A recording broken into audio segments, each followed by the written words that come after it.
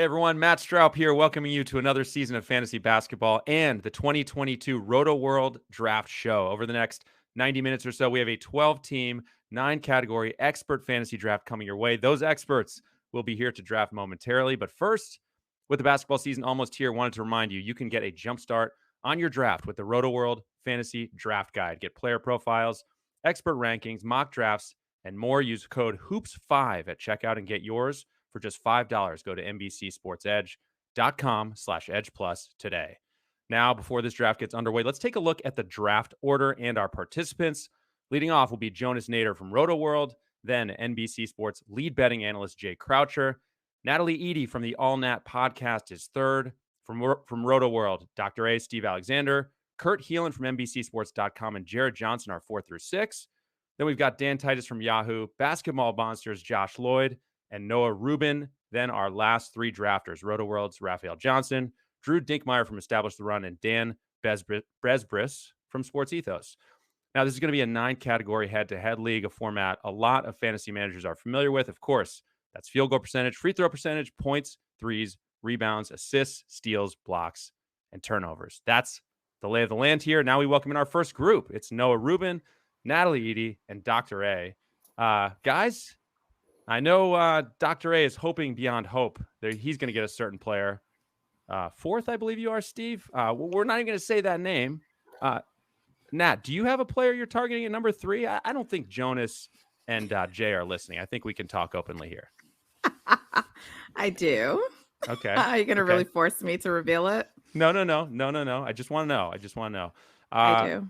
Well, welcome. We're glad to have you here. Your first time on this draft show. Yeah. Noah, how are you feeling heading into this one?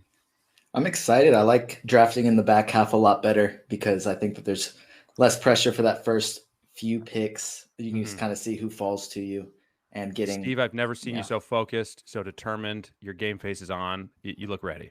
Well, I'm glad Rosenworcel isn't here this year in front of me to take all my guys. So, are you nervous? You're fourth. We know what you want. No, I'm not nervous at all. I've never felt better, Matt. Never felt better. Well, we are about a few seconds from starting this draft. It's going to be Jonas leading off, followed by Jay Croucher, as I said, and then Nat will get our group started with the third pick here. And as we see, no shock there, Nikola Jokic, the first pick. We'll see who Jay picks, but Nat, you're about to be on the clock here, so get ready to talk us through what you're thinking here. We can't. I think you may be muted. Oh, my bad. Yeah, No I'm worries. thinking I'm gonna go with a player who definitely would be like a top pick, but probably not who some people would take at third. But I'm going for it. Okay, love it. Let's see it. So Giannis went second, and we're gonna see who you pick here momentarily. Okay. The anticipation is overwhelming me here. Okay, so it's Steph Curry, number 3, and I mean, look, frankly, maybe earlier than he will go in some drafts, but a guy who easily has top 3 finish in his range of outcomes. So I love it. You want to tell us your reasoning behind that one as Steve gets ready to pick? Sure, if it's not evident from the night shirt that I'm wearing. There you go. But no, I like to start my teams with my point guard who's going to be running and leading the team. And so, in my opinion, the way to go still there is Stephen Curry. Though I know some people might be looking at Luka or someone else, but I'm going with Steph. Funny that you mentioned that because that puts Steve on the clock. Funny that you mentioned that. No, I like Natalie's thought process because I catch a lot of heat for drafting the guys I like and a little bit ahead of when maybe I should. And if you like Steph Curry and you want to go draft him at third, do it. Fantasy sports is supposed to be fun. And Luka's my guy. I can't believe he fell to fourth. I think this is the first league I've drafted in where he has not gone first or second, but maybe that's because I'm in all of those leagues. But pretty psyched to get Luka right there. Noah, do you find yourself able to talk yourself into Luka as a top 5 pick? Do you have any hesitations? Because I think, we know what the questions are around him as a fantasy player. It's the high volume, shaky free throw shooting and the super high turnovers, probably really the free throw shooting more than anything. And this is a guy who was, in the top 20s more than the top 5 in 9-category leagues. So any concerns for you there? Not at all. I think I may have had some concerns, but over the past probably month or so, Doc has talked me out of all of them pretty indirectly, just between his tweets or his podcast appearances. I think Luka's incredible. You just have to kind of go in with the mindset, hey, I'm drafting and I'm not caring about free throws or turnovers because Luka's going to kind of tank those. But he's definitely going to be an MVP candidate. He's one of the best fantasy assets in 7 categories. So Sure. So we see Joel Embiid go 5th overall. That puts us with Jared Johnson on the clock. And then you are, let's see, we're 3 picks away from you, Noah? Yes, after this one, or I guess something like that. But we'll have to just see who's there. I mean, so Harden goes 6. A little bit, maybe a little bit of a surprise, Steve, there, seeing Harden go 6. Dude, Jared, like people say that I make interesting picks and I'm always doing weird stuff. I mean, Jared and I are pretty much very opposite drafters. And, you know, he cannot stand a guy that everybody else at RotoWorld loves, Pokashevsky. Jared is sort of like the anti-establishment at RotoWorld.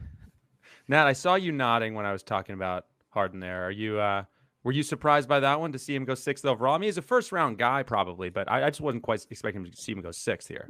Very surprised. I feel like with the season he had last year, we don't know if he's going to be coming back healthy. I mean, look, you're going to rack up a lot of points probably because of his assists, but I probably wouldn't have gone with Harden so early. So Harden 6, KD 7th. That's even slightly further than I've seen Durant falling in some drafts. So that's going to put Josh Lloyd from Basketball Monster on the clock at pick number 8. And then we'll have you up, Noah, to make your first pick of this draft. What's the room's thoughts on KD, the risk versus reward thing? Nat, I'll come back your way. Do you worry about the durability? I mean, how can you not, I guess, in one sense, when it comes to Durant? I guess, but I'd argue, I mean, he was a little bit more, I guess, a little less durable in the past season, but I'd argue even a guy like Giannis hasn't actually demonstrated that he's going to play all 82 games. I mean, more than KD, but I think durability is a question with a lot of these guys, Steph included. So sure. I'm still taking a KD, and I'm not like known to be the biggest KD fan, but I think 7 is even low for him. Still some residual fallout from Warriors fandom, it sounds like. Noah, LaMelo Ball went 8th, and you were on the clock, sir. What's I had 2 guys I was targeting once I saw the picks unfolded. LaMelo was one of them, so that makes my decision easy. I'm going to take RotoWorld's hero. I'm going to take Tyrese Halliburton, who's probably, in my opinion, set up to average 20 and 10 and lead the league in assists. Okay, so I think some who maybe are just getting started on their research may need a little more of a sales pitch on Halliburton than that. You got it started, 20 and 10. You know, give us a little more there in terms of why he's a first rounder to you. In my opinion, just assists. You don't have a ton of guys in the league that are averaging 10 assists anymore, and he's a guy that definitely will. I don't remember the exact numbers off the top of my head, but after the trade to Indiana last season, he stepped in with a bunch of guys that he had never played basketball with before and almost averaged 20 and 10. So I think having an off season to work with the guys and work with the coaching staff is going to help him a lot, and he's going to have a huge season. He's also got the good player on a bad team factor going to, like George Gervin in the 70s, you know, just out there doing everything by himself. George Gervin. We have a George Gervin mention. All right, let's check in on the rest of the results here that we've had taking place since that Halliburton pick. As I pull it up. Looks like it went Karl-Anthony Towns 10th, Jason Tatum 11th as we head toward the number 12 pick. Why is Karl-Anthony Towns going 10th? Nat, can you I know he's playing with Rudy Gobert now. I know he just had a non-COVID illness. I mean, I still don't quite understand. It still feels like that's a bargain.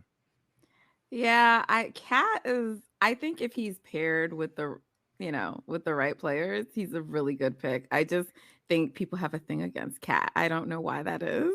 Well, I do know why it is, but I think that's a really good pick. All right, so Tatum 11, as I said, Trey Young 12th to Dan Besbris, who also takes Damian Lillard. So Dan's squad is in great shape as far as point guards go.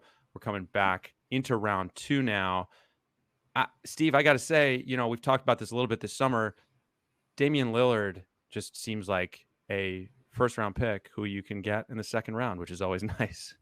Well, and I feel like Karl Anthony Towns is also that nowadays too. I mean, it's the second draft in a row I've seen him go late. Damian Lillard, some of the Portland beat writers the other night when I was on Twitter, they're like, this is Damian Lillard's revenge tour. Like he's out for blood, and I think he's going to have an awesome year. And I mean, if you took Damian Lillard 7th, I wouldn't be shocked or upset with it. Yeah. I mean, you got to love it at 13. Meanwhile, Anthony Davis, a guy who has averaged 49 games played the last 4 seasons, goes 14th. Obviously a huge risk reward situation there. Noah, is that a pick you will find yourself making in the second round of drafts? Maybe in the later second round. I think that the games played is definitely a concern. I know we talked about this last week. I think he'll have a bounce back season when he plays, but I think that they're going to be focused on the playoffs. He's going to rest a lot of back-to-backs. He'll just miss. I don't know if it's somebody I'd take in the second round that early in the second round, especially when I know it's my turn now. So if you don't mind. I'm making you talk about another player while you're trying to draft a different player. No, you're good. It just leads into me talking about the guy whose jersey's right behind me. So I'm really excited to be able to get Anthony Edwards. I think this might be Zach Handshoe's favorite combo is to go Tyrese Halliburton in the first, Anthony Edwards in the second. So I'm just following suit. I think he's about to have a breakout season. And if you saw in the preseason game last night, he looked incredibly dominant. Like he looked like he's just out for blood and is going to potentially lead that team in scoring. Now, what do you think we're going to see from Anthony Edwards this season? What are your expectations? Yeah, I think Ant is going to take a leap this year. I expect he's sort of like the leader of his team anyway, more so than Cat. So yeah, I think shooting percentage gets better. You'll see like some more efficiency, just a smarter, higher IQ player. Mm-hmm. Well, so Steve, there's a very interesting pick from Josh Lloyd, Kyrie Irving 17th. Obviously, we know that Kyrie is a first round caliber player on a per game basis. We also know that he, in recent years, has missed a lot of games. Steve, is there a universe where you would draft Kyrie anywhere in the second round? I think I know the answer to this, actually. I would actually consider it. I feel like the last year's Nets got it all out of their system. Like, there's no way that they have that kind of dysfunction this year. And I feel like everybody's on the same page. They say that training camp feels night and day different from last year. I feel like, COVID's sort of gone and Kyrie's allowed to play. So everything's different now. And I think, we saw the games that Kyrie was out there last year. He absolutely went nuts, and he single-handedly beat my fantasy team in one night, in one game with Ryan. So, Noah, we just saw Devin Booker go 18th there. Is that going to be a target for you in the second round? And if so, why? Again, like AD, probably later second round. I don't think this is a bad spot to take him, but me personally, I think I'm probably fading the Suns in general kind of this season. The amount of dysfunction that organization has seen over the past 4 or 5 months is something that I'm just going to try and steer clear of a little bit.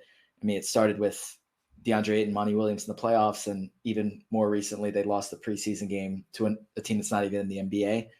I just think it's a lot of dysfunction that I'm probably going to try and stay away from if I can.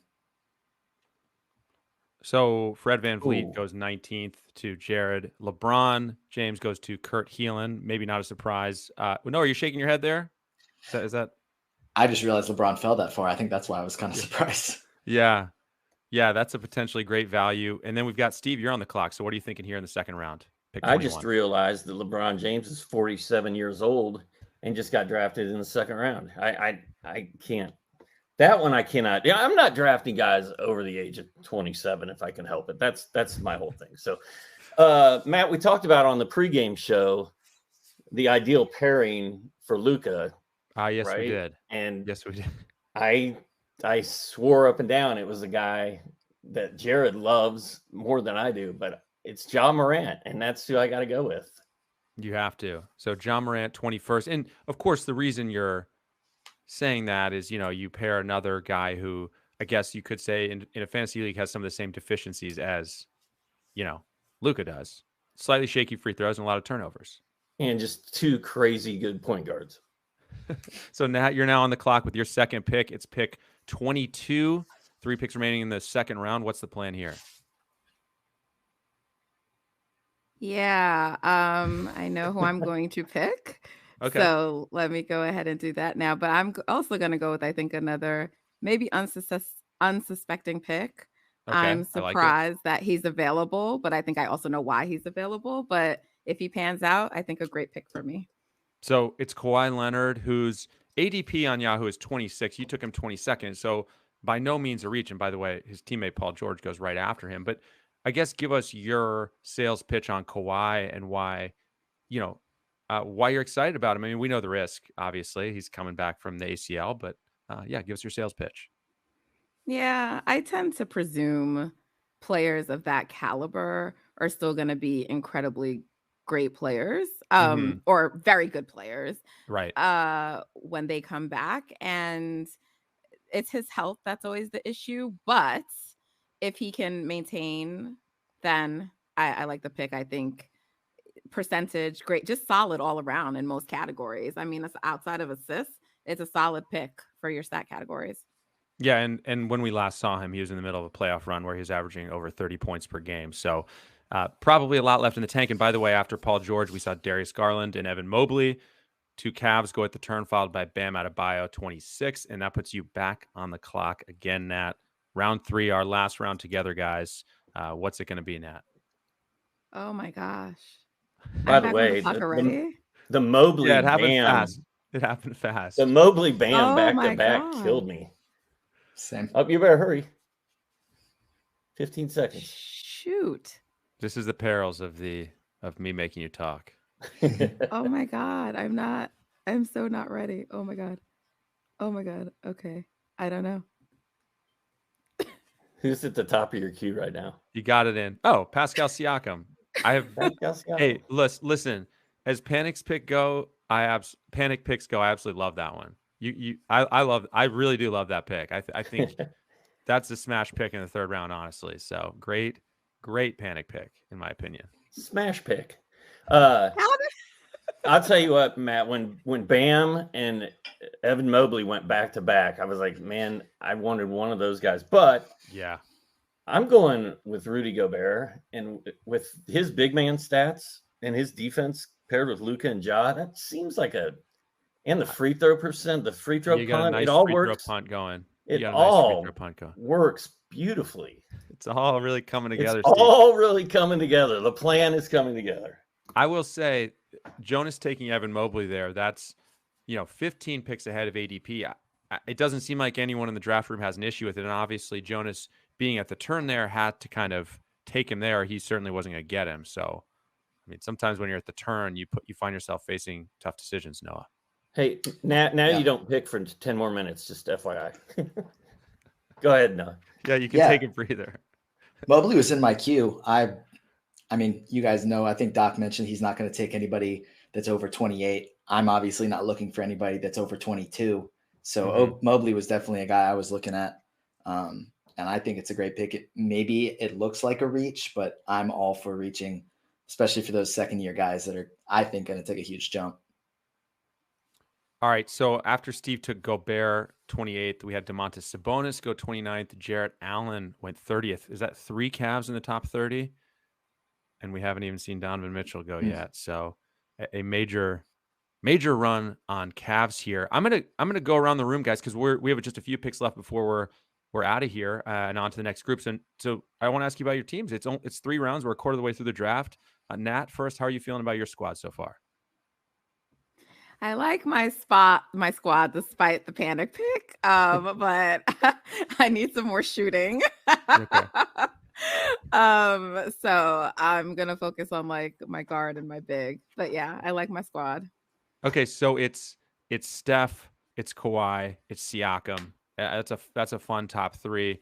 Steve, since Noah's about to pick, we'll hear from you. Quick impressions of your squad: Luka, Ja, and Gobert. I mean, I don't really know what to say, Matt. I mean, I couldn't. I kind of wish I had Bam instead of Gobert, but then again, on the others, looking back on it, maybe Gobert's the better guy to have with this team. So I'm pretty psyched about it. To be honest, I'm interested to see how Gobert and Cat play together. That's probably my biggest question. All right, Noah, that leads us to you as you now simultaneously attempt to make a draft pick and tell us how you feel about your team. Matt, I think that I'm just going to go ahead and make the pick. It's exactly what I wanted. Clearly, I mean, if you're looking behind me, it's the other jersey I have right in the middle is getting Scotty Barnes to pair with Anthony Edwards. I think, Matt, you probably could have told everyone that I was going to take him in the third round. I'm a huge Scotty Barnes fan. I think he's set up to really kind of take over as, honestly, like a premier ball handler for the Raptors this season. They've talked about him playing point guard. I think he's about to have a big jump, like a lot of the other second-year guys. Mobley and Cunningham are also in my queue, but I'll settle for Scotty. By the way, in an astonishing development, Jimmy Butler's hair has been updated on the Yahoo headshot. He's got his long hair, which I absolutely love. That may move him up on my draft board, honestly. Does it move him back down if you knew that he already took it out? I just know that photo is moving him on my draft board. That's AD has got some sweet long hair right now too. So interesting. You know, we saw last year's rookies are going early. That's just a trend, guys. Evan Mobley, 25th. Cade Cunningham, 31st. Scotty Barnes, 33rd. Chris Paul now goes 35th after Jimmy Butler. And we're approaching the end of round 3, guys. This has been great, guys. Great job, everyone. Anything, look, Steve, Noah, I see you guys all the time. Nat, anything you want to mention? Anything, anywhere people can find you or listen to, anything like that on the way out? Oh, yeah, sure. It's pretty easy to find my podcast. It's All Nat Pod. It's sort of like a spin on All Net. Hey, hopefully that makes sense to people. And then, yeah, and then I do like a lot of spaces on Twitter. I host one for Buzzer and like some other places. So Natfluential on Twitter, you can find me, and you'll always be able to figure out from there where you can find any of my content. Okay. Well, guys, it's been a lot of fun. Nat, Steve, Noah, appreciate it, guys. Keep drafting. Don't leave. We need you to continue making picks. But we're going to bring in our next group of experts now momentarily. They are coming in. It's Jay Croucher from NBC Sports. It's Jared Johnson from RotoWorld, and it's Dan Titus from Yahoo. Guys, welcome. Dan, glad to have you here. I think this is your first one of these shows, correct? Yeah, it is, Ryan. Thanks for having me, man. Really excited. Loving my picks through the first 3 rounds here. Okay, yeah. So talk us through, how you're feeling about the squad. What are you most happy with here? I think I'm most happy with Kevin Durant falling to number 7. You know, I was looking at Jason Tatum there, potentially reaching for Tyrese Halliburton because I knew I wasn't going to get him on the turn with how quickly he's been rising up draft boards. But and then for Devin Booker to fall, he's a guy that I think is actually going to have a really good season here. Chris Paul's another year older. I know there's some internal turmoil, but I still feel really good about his prospects coming into this season. And then to get Cade Cunningham in the 3rd, I was very pleased with that. I think he's going to have a great season in year 2. They loaded up around him. Jaden Ivey looks really good. Jalen Duren's a rim runner that he can actually lob something to. So I'm really excited about the way this team is shaping up, but I really need a big here. So we'll see what the board, what comes to me on the board here. Okay, Jared, you're a guy who tends to wear his emotions on his sleeve. I think it's fair to say. What has made you the most upset so far? Is there a pick in particular that's made you angry? Have you been yelling off mic? Not yet, but Raphaelle just stealing Zion right there. I was not pleased. I almost got him 3 picks away. But at the same time, he doesn't really make sense for my team. But I still wanted him. I think he's going to be incredible. This is a man who can just absolutely dominate field goal percentage for you. I think that he could average close to 30 points a game. If those college D stats ever come back, that would be incredible. But my pick's about to come up, Oh my God. And all of the bigs are going. So yeah, that's going to be a trend this year. There's just slim pickings on the bigs. And So yeah, I so don't know. Dan and Jared, you guys are both about to pick. We'll come back to that in a second. But Jay, you went Giannis 2. You came back with Paul George and then Bam Adebayo with your third pick. How are you feeling about that top 3? Are you happy with it? Yeah, pretty happy with it. I think Bam was the one who gave me the most angst versus others on the board, but I just think that Bam has a fair bit of offensive upside, I think, still to untap. Like we saw in the playoffs, that Miami team, like it was Jimmy Butler wearing a cape or it was kind of nothing. And I think there's going to be a lot of just impetus for Bam to do more offensively, to get him back into passing the ball a bit more. Kyle Lowry hurts that a little bit, but I mean, Bam's taking pull-up threes at the moment in preseason, so I think there is scope for his role to expand, and he's always going to give you the boards, the field goal percentage. He's going to throw in some blocks, so never as many blocks as you'd like because he switches so much, but still there's a lot to like about Bam. Yeah, and I mean, last year we saw his assists dip into the mid 3s per game from, I believe, being above 5 the year before. So just imagine if he gets those back up. Yeah, I think the problem is that so many of those assists are just handing off to Duncan Robinson, going around screens, and Tyler Hero as well. And just there's not as much of that in the offense because Kyle Lowry is now there to play point guard as opposed to Bam from the mid post as much. But I still do think that he is a guy who can get into the low 20s in scoring. Like I think he's topped out at 19 per game. I think he's got a little bit of rooms there. I always go back with Bam to Game 6 in the bubble against the Celtics, where he just annihilated Daniel Tice and just basically won that game by himself with his scoring, just beating his man off the triple, and he's just the biggest, strongest guy on the court. So always harken back to that game. I don't think you can translate it to a full season, but I think he does have a bit more offensive production in him. Yeah, for sure. Well, we had a mini run on Wizards here. Dan, you took Porzingis. Jared followed that up. Stole Porzingis. What's that? Stole Porzingis. I needed a big. I was trying to take him. I mean, once Vucevic left, it was like, oh man, who do I have left here? And that's who I had in my queue. We had the same thought. I'm just glad I got one of them. So is that the spot where Porzingis? We know he's a top 20 kind of fantasy guy when he's healthy.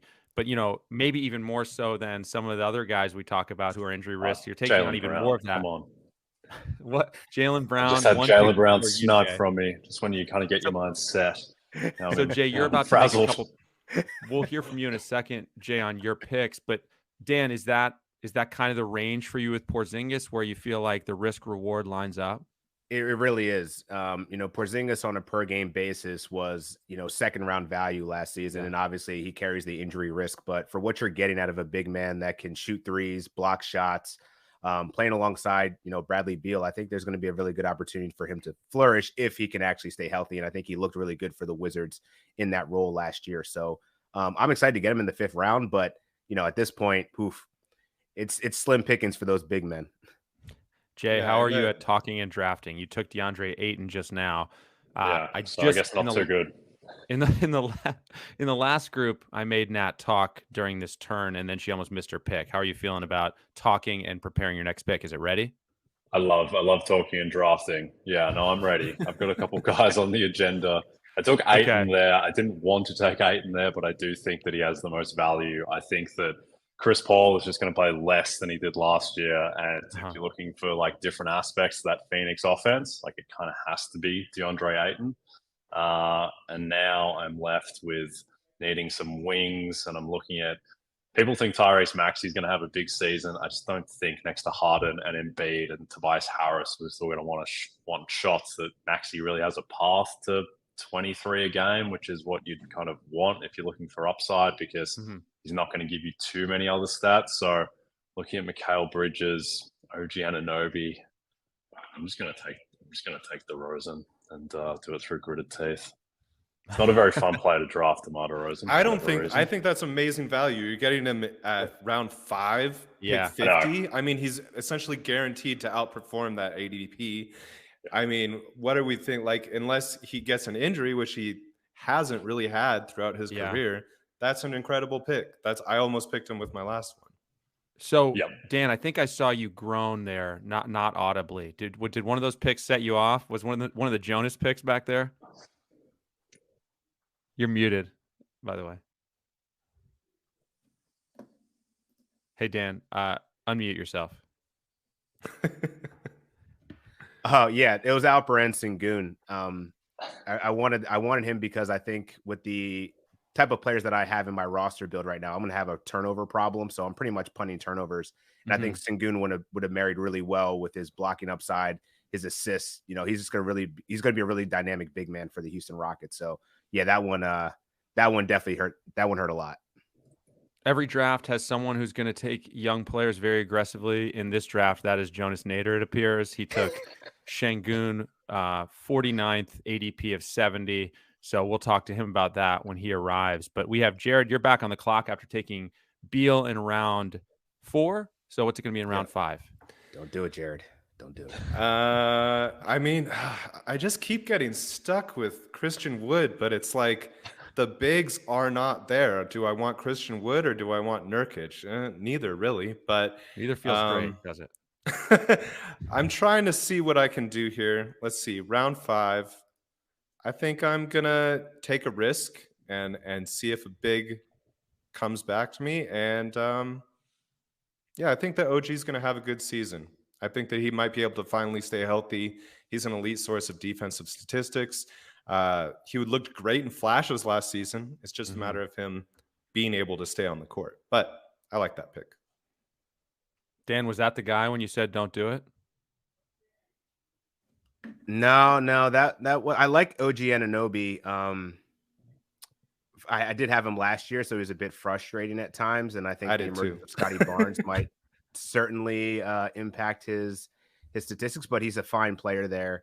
Man, this is just making me pivot though. I'm gonna go here. All right. I feel pretty good about that last pick, but I really need to focus on some steals and blocks here. Okay, so it's Josh Giddey. Jay, what are your thoughts on the young ascending point guard heading into year 2? Yeah, I'm all in Giddey. It was optimistic. I was hoping he would fall to me in about 10, 15 picks. It was probably never going to happen. I think Giddey is an outside chance to flirt with the league in assists, honestly. Yeah. I think that he's a guy, if it all breaks right, he could average 10 assists per game, particularly given Shea's going to miss a bit of time, and there's just no one else on that team outside of Shea and Giddey, and then whatever possessions they give to the great Lou Dort.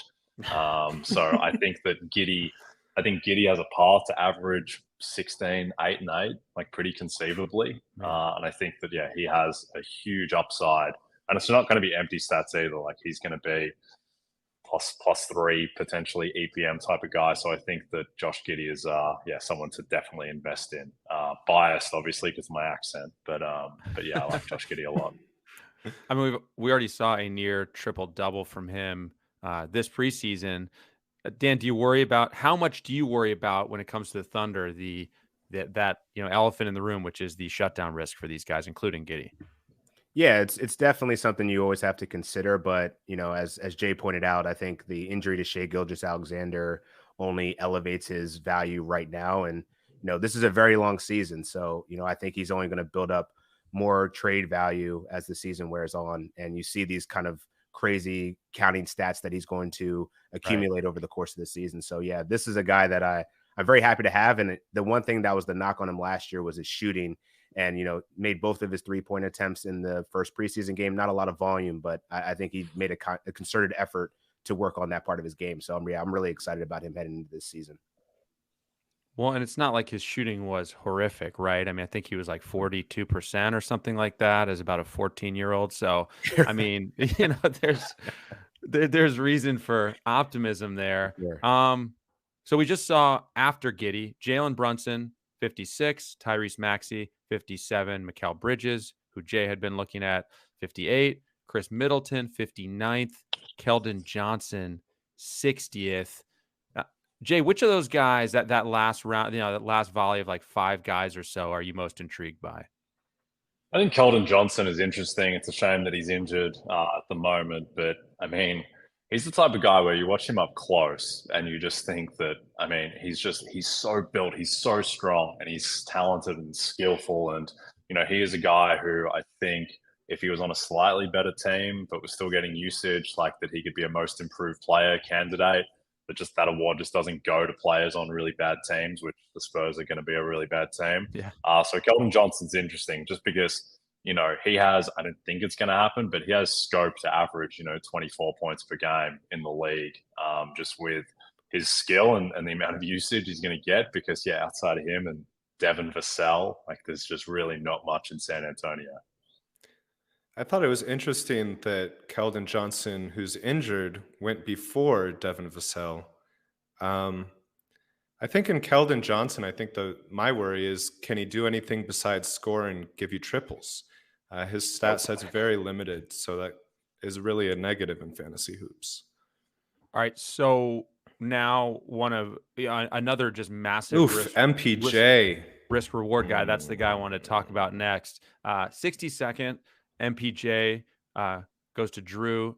Dan, are you finding yourself trying to get MPJ on your rosters in the 7th round range? Definitely. I think he's worth it. I think he certainly comes with some injury risk, but all indications are in the off seasons that he's healthy. He wants to play the most amount of games that he can. And, I think Jokic, as much of a fantasy god he was over the last couple of seasons, I think he's going to need some help. So getting Jamal Murray and Michael Porter Jr. back to kind of help there will only bode well for him. I think he's going to get a lot of easy looks. He's already taking tough jump shots, getting yelled at by Michael Malone, but I think he'll get around that. And he's going to be a really good value for fantasy managers this season, assuming he can stay healthy. I think he's going to be closer to the 2020-2021 season than he was last year in 9 games. Yeah, just on that, MPJ, the second half of that season, 2020-21, I mean, post All-Star break, he was 22 points per game, 7.5 rebounds, 68% true shooting, which is just absurd. Like, he has such a high ceiling. Yeah, and I think for that season, shot like 54% from the floor or something like that. I mean, get you close to a steal and a block a game. I mean, back injuries are terrifying. Oh, my Titus. Titus. All right.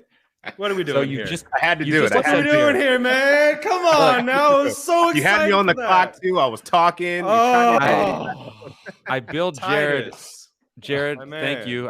I billed you as a guy who will tend to get upset at draft picks. We finally saw it in our last round. Jakob Poeltl to Dan Titus. I wanted Jared that one. Is upset. I am upset. Oh, God, I can't believe you just took it from me. I thought this is excellent range for Poeltl. He kind of gets slept on. He's not like super exciting, but with the lack of shot blocking centers this season, healthy shot blocking centers, that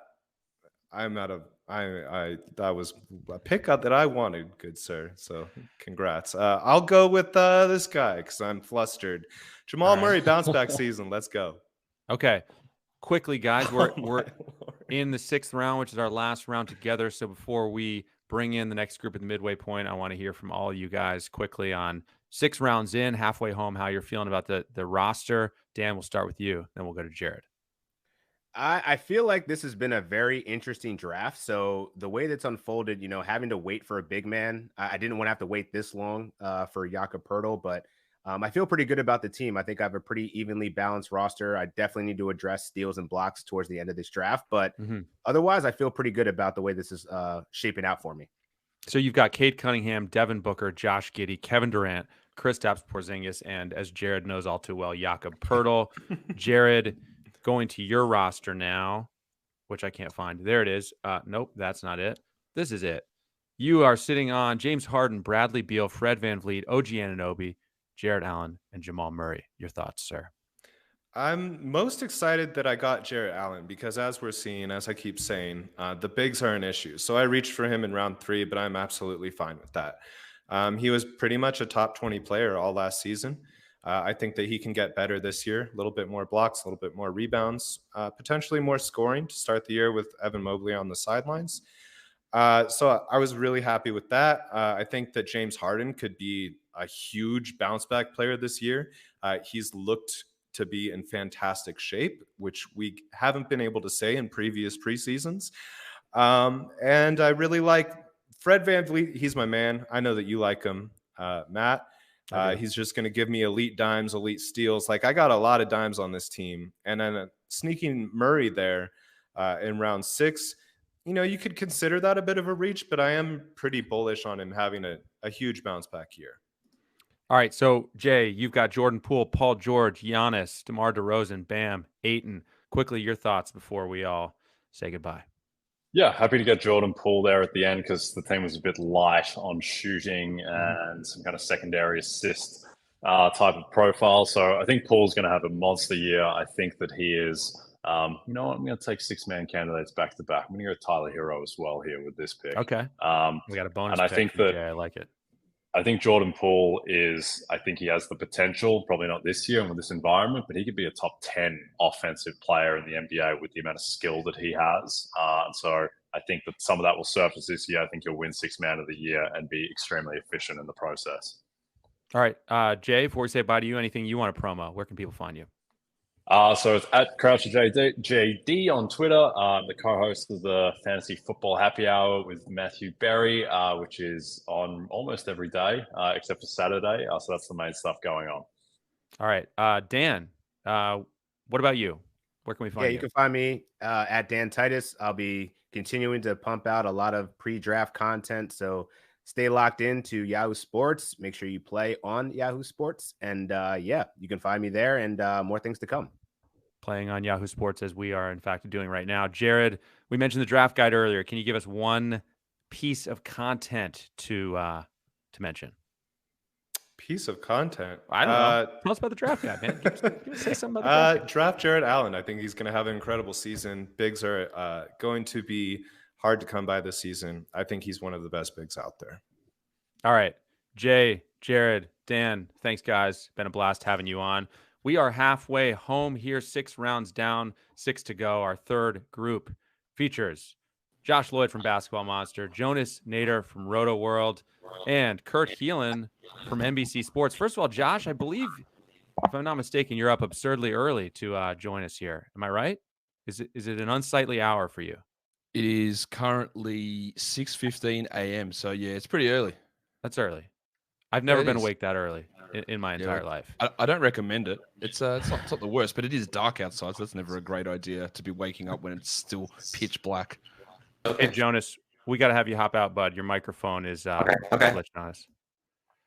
Okay, so gentlemen, as you heard, apologies to everyone's ears, a little bit of audio difficulties there. Josh, you're picking right now, I believe, right? Tell us. I am. I'll tell you what I'm thinking. I'm going to draft Kevin Porter Jr. right here. I am obviously aggressively drafting guards in this draft, trying to load up on assists. And I've got enough free throw percentage that if this guy decides he still can't shoot free throws, I'm going to be okay with that. So I might as well just chuck him in there. I'm desperately going to need some forwards in my next couple of picks, but I'll grab the one of the only remaining players who can actually get 6 or 7 assists a game that's left on the board, I think.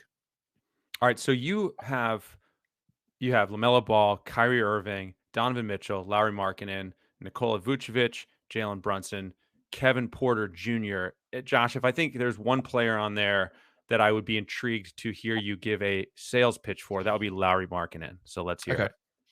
All right, now I don't particularly think Lauri Markkanen's this great player or anything like that, but on a team that's bad, which he's on, he's going to get shots. He's going to shoot threes. He's going to grab some rebounds. And he's going to get every opportunity. We saw him do this 2-3 years ago on a pretty bad Chicago team, and he was about this level of a fantasy player. I'd say he's better than what he was then.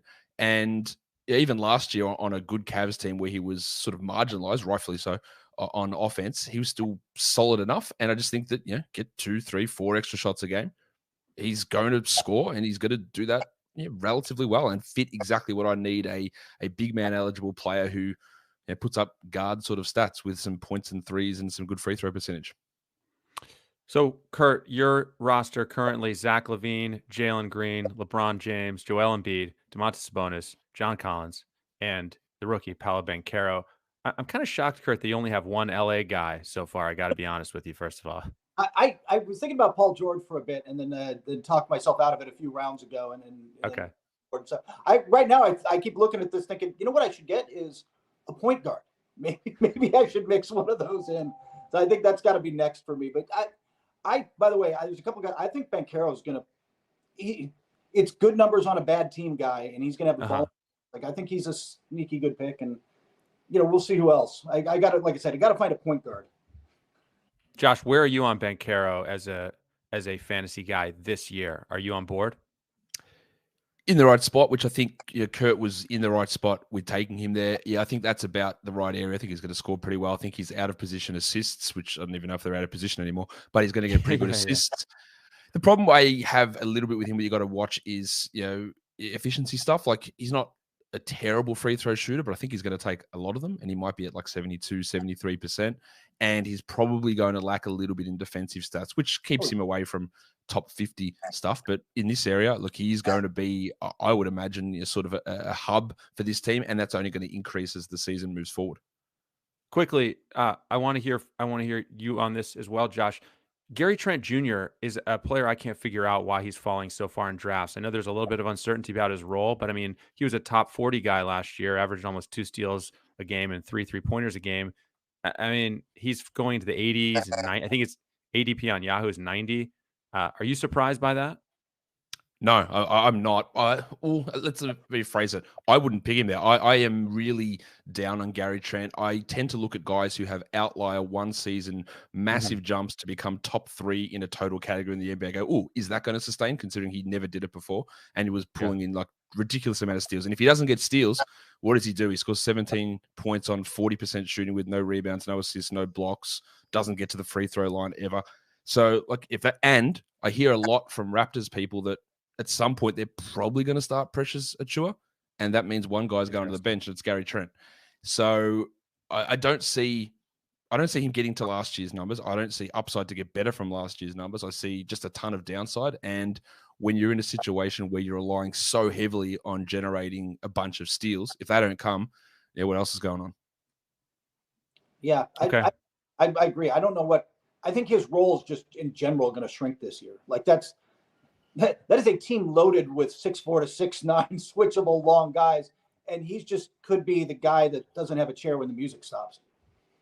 Interesting. All right. Well, you guys came pretty close to talking me out of him. I could be wrong. I was wrong on him last season, but I don't think anybody expected him to almost lead the league in steals. That sort of came out of nowhere, and they do lack guards and they lack shooting. So if they need that, he's there. But if they do make a move for a center, it's not Barnes or Siakam or Anunoby or Van Vliet who's going to the bench, I'm pretty sure. So, Kurt, you just made your, round 8 pick, and there's a guy by the name of Colin Sexton. Talk us through it.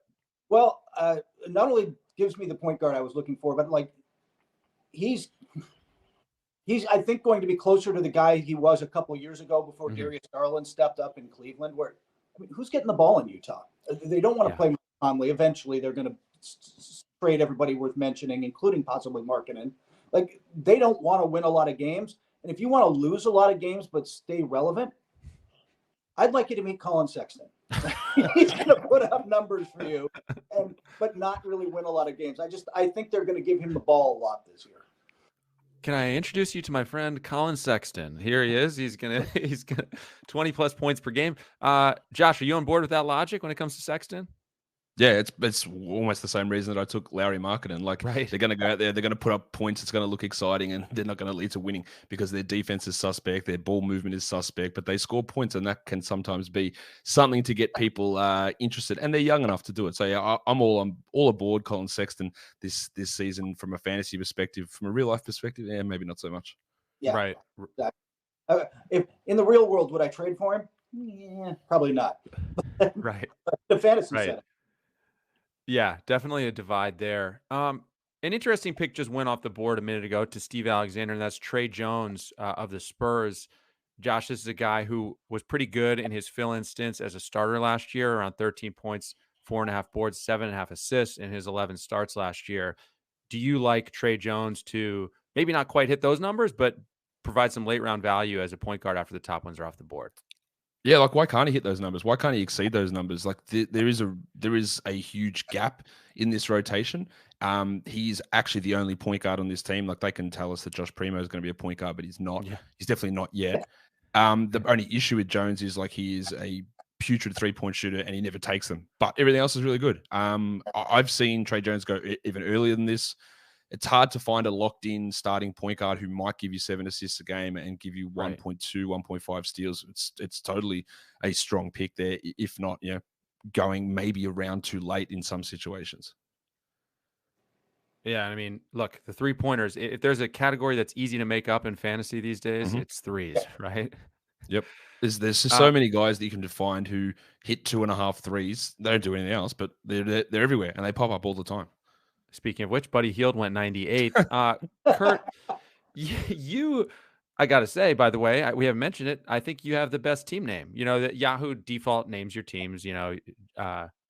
Josh's, solid team, whatever. Well, Josh Lloyd is Josh Lloyd, but Kerr, your enthusiasm. You took a big swing, and I like it. I think it landed. I think, I was just when I was logging in, I'm like, I can change the team name, and had been actually doing something.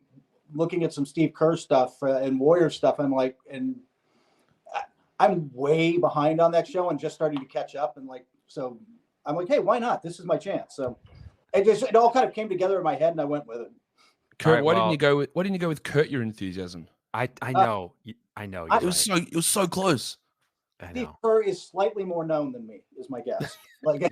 Yeah, but how else are you going to get more known? Let's just put your name in lights like this. I know. It's a good note from Josh. I think we should consider it, Kurt, after the draft. Let's think about changing. Let's think about changing that. But first, let's think about your pick. Number 101.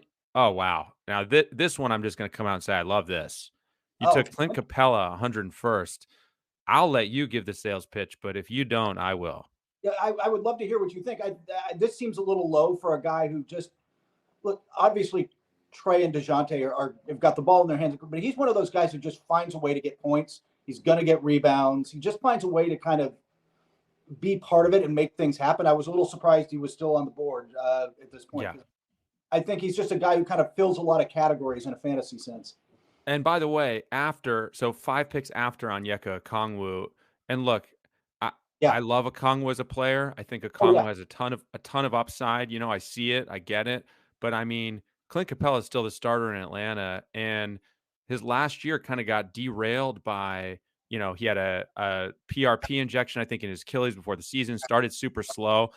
The 3 years prior, this guy was a top 25 fantasy guy. Last year, he has a off year. And he's like in the top 70. So even if you're only getting that version of him, I mean, it's a great pick at 100. And I've been taking him earlier than that. So I'm on board. And I think he should absolutely be going before Okongwu, who's his backup. Yeah, no, I'm saying Okongwu might have that starting job by the end of the season, but for our purposes here, long term, I'm betting on Okongwu, but not in this fantasy. I'll take those points.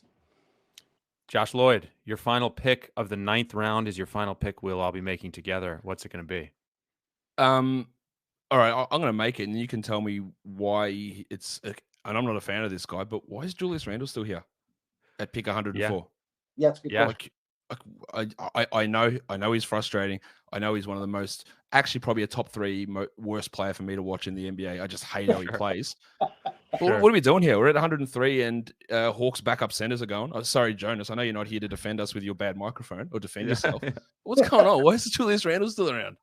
ADP 66 on Yahoo. So, I mean, yeah, it isn't like 104 like his floor probably with how much he's going to have the ball. Yeah, I was going to pick someone else. I had someone else in my queue there. And then I looked down and went, oh, what am I doing? Like, why is Julius Randle still here? Like this, I don't like the guy, but you got to take the value at that spot. Yeah. I think he'll bounce back a little this year. He can't be as bad as last year, right? Can't be. The only way is if he gets benched, and we know who his coach is, so that's pretty unlikely. Yeah, it's pretty unlikely. In fact, he's going to rack up league-leading minutes if his coach has anything to say about it. Yeah. I mentioned Nick Nurse. Tom Thibodeau's like, hold my beer with these starters minutes. Guys, listen, we're going to wrap with us here. I want to hear your quick impressions about your squads overall after 9 picks, 3/4 of the way home. First you, Kurt. So far, I've got I like my bigs. I think that, I've got John Collins it's weird how they rank this. John Collins at the 5 and Embiid is a power forward. Fine. However you wish to play that. But I think I've got up front, I've got a lot of guys. I should be able to get rebounds. I should be able to get some defense. And when Colin Sexton blows everybody's doors off, I'm good.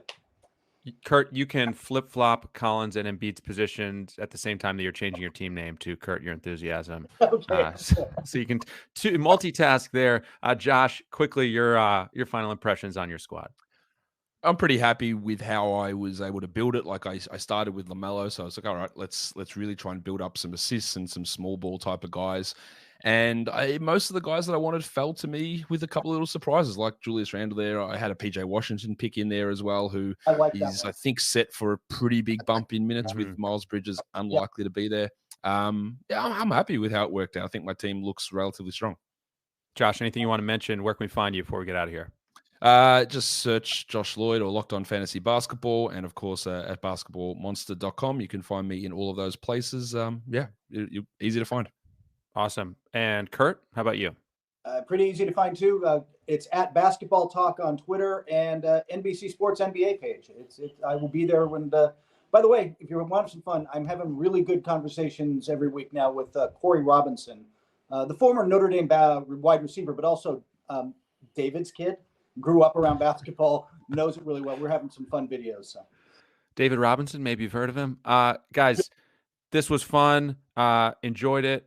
RIP to Jonas's microphone. Kurt, Josh, thanks, guys. Good luck the last few rounds.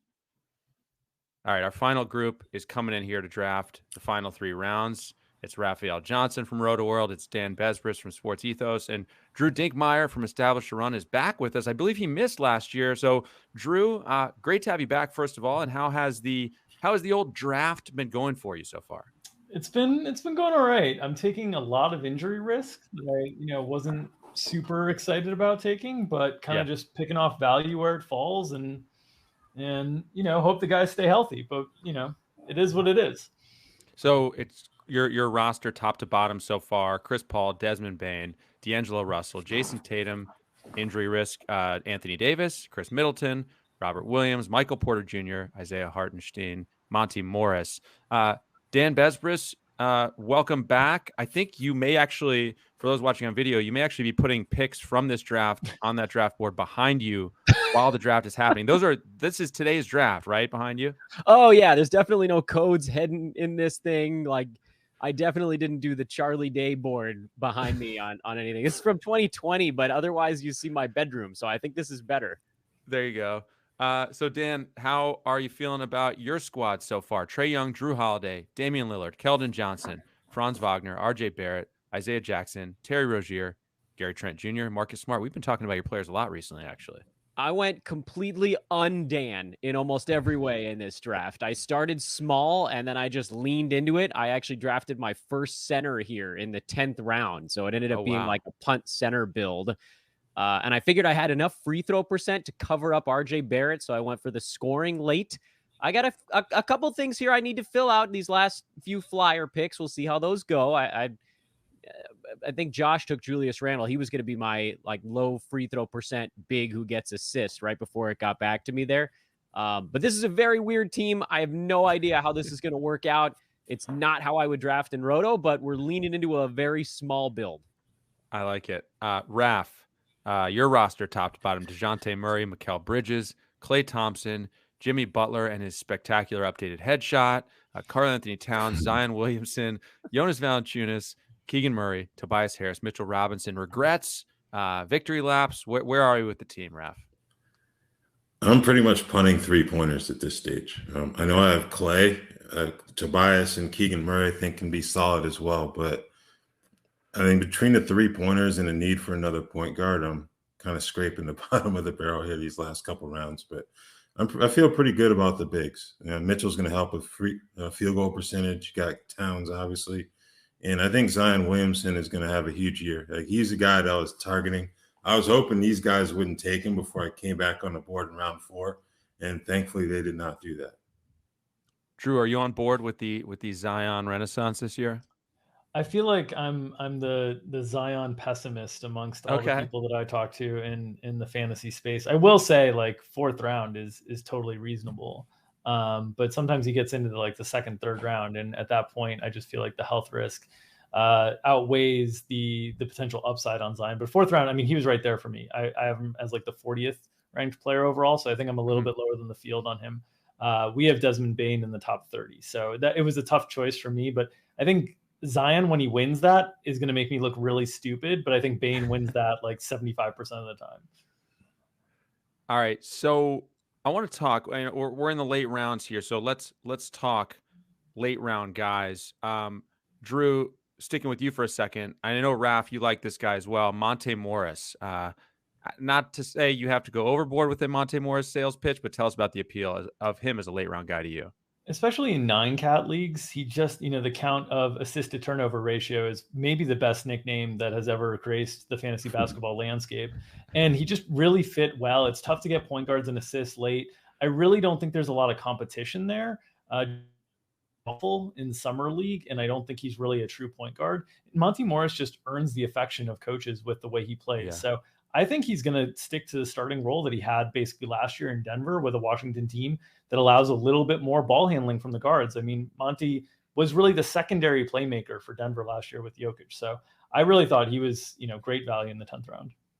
Ref, what's Tobias Harris at 106? What is going on here? I mean, I know he's not the most exciting guy to draft these days, but man, 106? Yeah, I'm glad he was there for me. I think that's a bit of an overreaction to how he struggled last season once they added James Harden. I think having the full offseason working together with him, Tyrese Maxey, Embiid, kind of figuring out how he's going to be able to get his offense. So I think he's going to be a bit more than just a catch and shoot guy for them. And even so, they're going to need 3-point shooting. So I don't expect Tobias to be on par where he was like before the trade to Philadelphia, where he was closing in on an all-star spot. But I think he's going to be really good for them. So 106, I think that's really good draft value for him. Dan, how do you feel about RJ Barrett, who you got a couple picks after Tobias Harris at 108? You're shaking your head before you've even said a word. Yeah, I mean, he's not somebody that I would target in almost any format ever, but I have a ton of free throw shooting, particularly at the top of the draft, but actually kind of littered throughout with Trey, with Dame. I'm basically punting field goal percent by having no centers. So the things that RJ is truly bad at, I think my team can kind of weather that storm and deal with it. So it's really, at this point, it's all about how he's fitting on a very strange team build. But if I didn't have all of those free throw guys, and if I wasn't ignoring field goal percent, I wouldn't touch him with a 150-foot pole at this point. Was that positive enough? I think it's clear. I think that was clear. Bones Hyland went 125th, Drew. I'm a little bit concerned about how crowded it seems there, not so much the talent. Where are you on Bones and his outlook? Yeah, I had a more pessimistic outlook just because I know Mike Malone takes it, slow with the younger players, and Ish Smith is another guy that earns coaching staff's trust. Yeah. But one of the beats had a really aggressive minutes projection on Bones, so I've kind of moved him up and gotten there a little bit more throughout the season. But I think him and like Emmanuel Quickley are guys that you see the flashes and the upside, but the path to the big playing time requires a couple different things to go right. And so good permanent producers, may be useful on the nights that Jamal has to sit on back-to-backs and different stuff like that. But the big breakout, I think, is tough to really envision this year. Raph, I saw Cam Johnson went 129th, and I think I saw a visible reaction from you. Is that what happened there? That's exactly what happened. Yeah. So tell us about it. Tell us about your feelings right now. You're going to talk this out, right? I think he's in line for a breakout year in Phoenix. He was a top 100 player last season in 9-cat. Now he's starting. They're getting Jay Crowder out of there. And also something else that's worth mentioning for him and Mikal Bridges, they're talking more about having those guys serve as playmakers. Take a little bit off the shoulders of Chris Paul and Devin Booker. Maybe we see a slight boost in the assist category, but I just think overall the increased opportunities to be with that first unit, something's going to help Cam out considerably. Yeah, I was upset he went Go ahead, Dan. Just for whatever that's worth. I thought he might make it back to me there. It got pretty close, not quite. So I'm pivoting actually as we speak to someone that's in my mind kind of in a similar spot where somebody's out in front of him. In Phoenix, it was a guy that asked out. A little different situation in Charlotte, but Kelly Oubre Jr., kind of a late round swing type. And then I guess I have my last pick here, so I can even talk it through while it's happening. I'm hoping he gets back quickly. And that is Markelle Fultz. So take a shot here at the end and see what happens.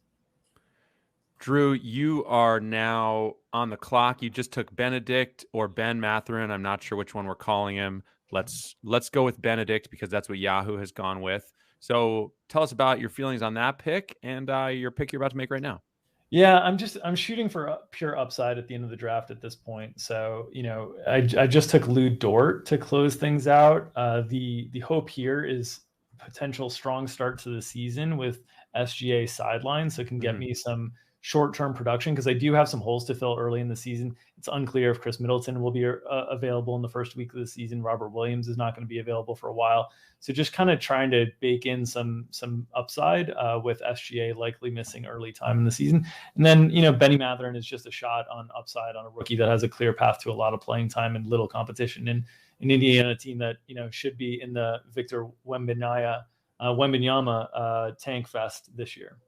We all are in the Victor Wembanyama tank fest after the other night. I'm tanking just like in life, like watching that guy play, watching that performance. Everyone's tanking. We're all. Does it count if I'm accidentally tanking at life? Yeah. I mean, yeah, because you can get those odds, Dan. What is it, 14%? Whatever. It could happen for you too. By the way, a little bit of a headline here. Benny Mathurin.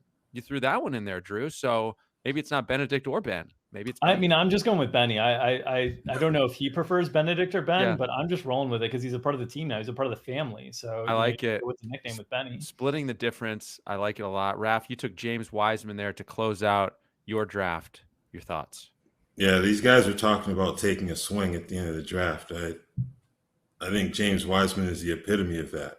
Sure. Didn't play at all last season. Very limited in his rookie season in terms of numbers of games played. He looked good in Japan. I try not to put too much stock into that, but he's going to be coming off the bench. Kevin Looney, that's a team that's built to win a championship. Obviously, they did it last year. I think some of the younger guys are going to be asked to step up in like the dog days of midseason, and that's where I think James can potentially shine fantasy-wise. He looked good in Japan is like James. The first line of James Wiseman's bio currently. It's been so long since we saw him play. Okay, we're coming down the home stretch here, and I want to get final thoughts from you guys in a second. But I do want to ask about this guy. Does anyone have any? Strong feelings might be too strong of a classification, but any feelings at all about Tari Eason? Because this guy really got my attention, Drew, during summer league. Do you think there's potential here? I'm a really big fan of Tari Eason. He just does everything on the court. He's super aggressive. He does so much that he fouls like crazy as well. But he's one of these guys that there's a logjam of playing time right now in that front court. But you look a little bit deeper in the season, Kenyon Martin Jr. had a trade request. Maybe that gets met. Maybe Eric Gordon gets shipped off at some point during the season. And Tari Eason, he was a guy that I really thought should have been going kind of late lottery and ended up falling into the teens. And he's just, from a fantasy perspective, going to do it all. I comped him to a little bit like of a poor man's Ron Artest. I don't think he has quite the offensive game, but just defensively, he hounds everybody and is super active. Really, really big fan of him in Roto. Nice. All right, guys. So that's the end of the 12 rounds. Ayo Dosunmu was Mr. Irrelevant to Jonas's team. Pretty interesting pick there, actually. I want to go through quickly before we say goodbye, guys, each of your squads. Dan, Besbris, I know you said you're tanking at life, but let's hear about your team. How do you feel about it as the dust has settled here? Yeah, I think one thing that I did better this season than last year was draft healthier, and you can't predict that to a perfect degree. But if you're going to win it head to head, you kind of need your guys to actually be out there playing games. And with the exception of perhaps Dame in the second round, we don't know exactly how he's going to look coming back from injury here. Overall, I feel pretty good about the guys taking the floor. And so leaning into this very weird punt center build, if my guys play, I think I'm in really good shape to win 5-4 basically every single week and probably never lose worse than 4-5. So if a 500 team or like a team 6 games over 500 can slip into the playoffs, I got a pretty good shot actually to go all the way from there. All right, so it's Trey Young, Drew Holiday, Damian Lillard, Keldon Johnson, Franz Wagner, RJ Barrett, Isaiah Jackson, Terry Rozier, Gary Trent, Marcus Smart, Kelly Oubre, and Markelle Fultz. All right, Raph, your squad is DeJounte Murray, Mikal Bridges, Klay Thompson, Jimmy Butler, Karl-Anthony Towns, Zion, Valanciunas, Keegan Murray, Tobias Harris, Mitchell Robinson, Russell Westbrook, and James Wiseman. Your thoughts? I'm going to be trying to trade for a point guard or picking one up off the waiver wire. I like DeJounte Murray, but after that, obviously the only other one is Russell Westbrook, and who knows what's going to happen there. I think basically what's holding him in LA right now is that price tag of over $47 million. So maybe he starts, maybe he doesn't, but either way, that's a guy who could potentially torpedo your field goal percentage. So I like the depth of my centers and the forwards as well, but point guard spot is what concerns me in the aftermath of this. All right, Drew, it's Chris Paul, Desmond Bain, D'Angelo Russell, Jason Tatum, Anthony Davis, Chris Middleton, Robert Williams, MPJ, Hartenstein, Monty Morris, Benny Mathurin, and Lugens Dort. Your thoughts on the squad? Yeah, I think I took the exact opposite approach of Dan. Dan's talking about having healthy guys that are going to be there to play and win head-to-head battles. I'm going to need some good injury luck to get through the season when you're starting out with Middleton banged up, Robert Williams banged up, Michael Porter Jr. and Anthony Davis on the team. That's a core with a lot of injury risk, but if it's all right, I think I have as much upside as any team in the league, which drafting towards the back end of the first round of the draft, I think you kind of need to take some of those risks to make up for the lack of access to guys like Jokic or Giannis that the top half guys have. Will this be the seemingly 15th consecutive year that Chris Paul is taken in like the third round and ends up as like a top 15 fantasy guy? I can't wait to find out. Dan's giving a thumbs up. He says yes. All right. So guys, before we say goodbye, anything you want to promote? Anything you want to promote? I know how to say that word. Drew, we'll hit you first. You can follow me at Drew Dinkmeyer on Twitter and follow all of our NBA content, specifically the DFS side of things, over at establishtheRun.com. Dan? Yeah, I mean, similar Twitter at Dan Besbris, which I just realized is actually printed on the board behind me too. What great work I did there with Sports Ethos. And please check out my daily pod. It's called Fantasy NBA Today, which is the least creative name of all time, but darn it, it's easy to find. Raph, anything you want to mention, draft guide or otherwise? Adding another mock draft to the draft guide tonight. Did a 12-round 9-cat head-to-head draft on Sunday, so some interesting findings from that one. All right, Raph, Drew, Dan, thank you guys. That was a blast. This is the end of our 12 rounds. A quick reminder before we go that with the basketball season almost here, you can get a jump start on your draft with the ROTOWORLD Fantasy Draft Guide. Get player profiles, expert rankings, mock drafts, and more. Use code HOOPS5 at checkout and get yours for just $5. Go to NBCSportsEdge.com/EdgePlus today. And don't forget to check us out on the Roundball Stew podcast on our YouTube channel or wherever you listen to podcasts. I want to say thanks again to all of our experts for drafting. Thanks to all of you for watching and for our entire ROTOWORLD crew. I am Matt Stroup. We'll talk to you soon.